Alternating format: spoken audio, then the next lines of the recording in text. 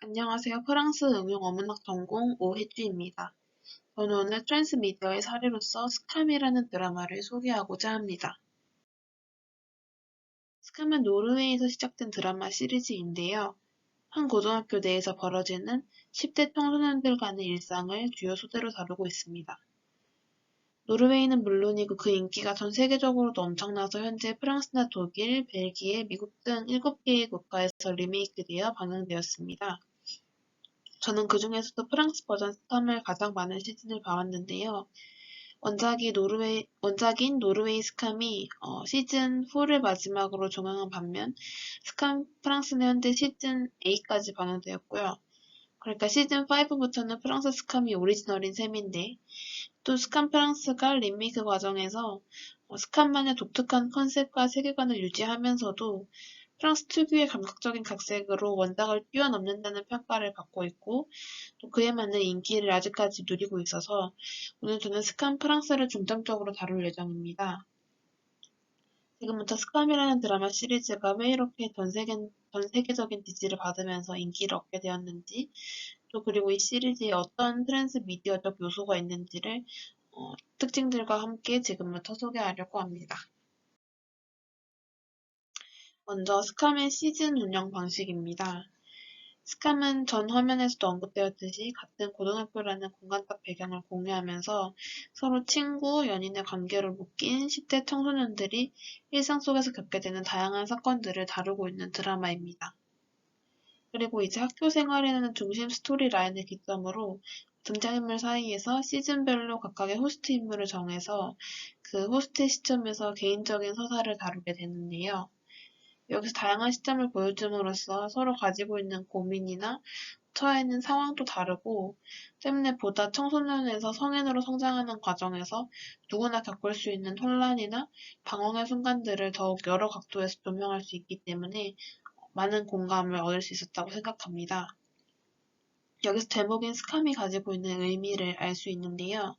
스캄은 노르웨이어로 부끄러움 혹은 요즘 흔히 말하는 흑역사 같은 일을 감추고 피하고 싶은 감정 등을 넓게 포괄하는 단어라고 합니다. 우리 모두가 그 시절에 겪었던 일들이지만 부끄럽거나 다시 들춰보기 힘들어서 혼자만 간직하고 있던 이야기나 혹은 현재 겪고 있는 쉽게 말하지 못했던 고민이나 상처를 이 드라마에서는 다 보여주고 있는 겁니다. 다루고 있는 주제도 굉장히 다양한데요.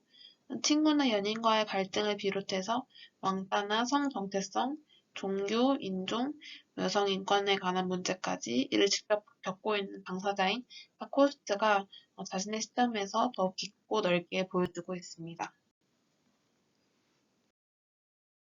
다음으로 클립 업로드 방식입니다. 스캄은 굉장히 독특한 시스템으로 드라마가 방영되었는데요. 먼저 1차적으로 드라마의 클립이 유튜브에 업로드가 됩니다. 이때 영상이 시작할 때 요일과 굉장히 구체적인 시간이 이렇게 노란색 글씨로 나타나게 되는데요. 실제 이 영상이 업로드된 요일과 시간을 의미합니다. 그러니까 그 리얼타임의 형식을 따르고 있는 건데 예를 들어서 두 명의 인물이 화요일 오후 3시 31분에 우연히 만나서 대화를 나눴다면 그 영상이 실제 화요일 오후 3시 31분에 업로드가 되는 방식입니다. 또 만약 영상이 4일 동안 업로드되지 않았다면 호스트가 4일 동안 잠수를 탔다는 것을 의미합니다. 실제 일어나는 일처럼 영상 업로드는 사전 공지 없이 정말 랜덤하게 이루어집니다. 또 이렇게 유튜브에 업로드된 영상이 쌓여서 일주일의 분량이 되면 그것들이 모여서 한 번에 TV로도 방영이 되는 형식입니다. 이런 리얼타임 업로드는 시청자들로 하여금 드라마 속 사건을 실시간으로 따라가게 하면서 실제 드라마 속 세계에 들어와 있는 듯한 느낌을 주고 이렇게 흔히 말하는 드라마에 대한 과몰입 같은 걸 불러오고 또 많은 시청자를 더 많이 유입해오는 요소 중 하나가 되었다고 생각합니다. 다음으로는 SNS를 통한 활발한 상호작용인데요. 드라마 스캄은 영상 클립뿐 아니라 SNS를 통해 알 수 있는 다양한 정보들 또한 적극적으로 캐치해 나간다면 드라마를 더욱 완결성 있게 시청할 수 있는 구도로 이루어져 있습니다.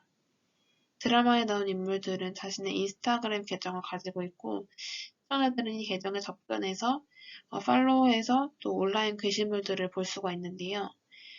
인물의 성격에 따라서 게시물이 올라오는 빈도수나 게시물의 성격 같은 것들이 굉장히 디테일하게 전부 다르게 구성이 되어 있습니다.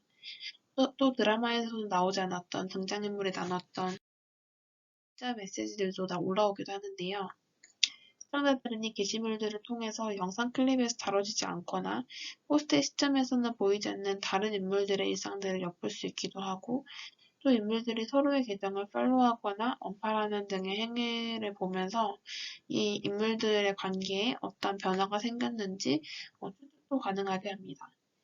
이를 통해서 시청자들은 앞으로 전개될 사건을 예측하거나 혹은 이미 일어난 사건들의 숨겨진 전말을 캐치할 수 있고 이런 것들이 일종의 그 소설적 반전과도 같은 장치로서 기능을 하거나 아니면 다양한 관점에서의 하나의 사건을 더욱 다양한 관점에서 볼 수 있게 해줌으로써 시청자들의 생각의 폭을 넓혀주기도 한다는 것을 볼 수 있었습니다. 이처럼 스캄은 하나의 세계관과 시공간적 배경을 공유하면서 각각의 캐릭터가 자신의 서사를 말하고 있고 또 전통 미디어에 대한 일방적인 소통 형식의 콘텐츠 제공이 아니라 엔스크린을 통해서 시청자들이 드라마를 더욱 실감나게 즐길 수 있게끔 다양한 미디어를 활용한 콘텐츠를 함께 제공한다는 점에서 트랜스미디어의 사례로서 적절하다고 생각해 이번 발표를 통해 소개하게 되었습니다. 발표를 들어주셔서 감사합니다.